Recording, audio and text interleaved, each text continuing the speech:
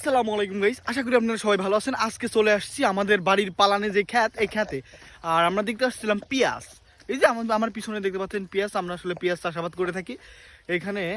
ছাগলে খেয়ে যায়, চড়ে উঠাই নিয়ে যায়, এই জন্য একটু ঘুরতে ঘুরতে চলে আসলাম। আর আমরা গ্রামে সব কিছুই করি। এই যে দেখতে পাচ্ছেন যে আমার পিছনে যে রসুন খ্যাত আর এই যে সস গাছ, এগুলো আসলে আমরা গ্রামে চাষাবাদ করে থাকি। এর জন্য আমরা বাড়তি কোনো ফসল কিনে খাই না।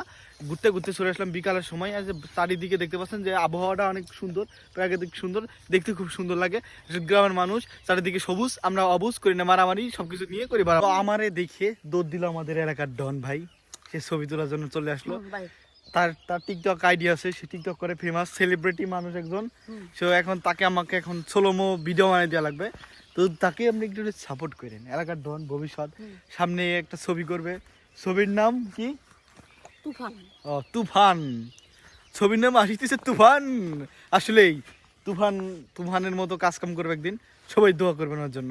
আর আপনারা যারা নতুন, অবশ্যই চ্যানেলটা সাবস্ক্রাইব করুন। আমরা এখন এইখানে আমাদের স্টেডিয়াম, এখানে ছবি তুলি, এখানে ব্লগ ভিডিও বানাই, বুঝছেন ভাই? আসলে বলতে পারে নাই। মেইন কথা হলো এইটা দেখতে পাচ্ছেন বাঁশ বাগান, এখানে আমরা সবসময় ছবি তুলে থাকি। এখানে প্রাকৃতিক সুন্দর, যে কেউ আসে এখানে ব্যাকগ্রাউন্ডটা সুন্দর ওঠে।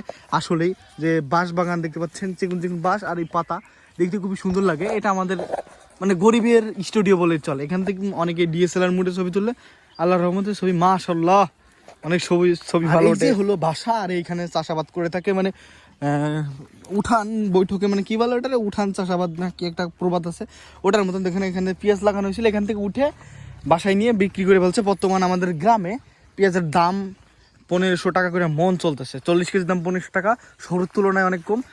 আর সব কিছুই দাম কম, এখান থেকে নিয়ে মূলত শহরে সাপ্লাই দেয়।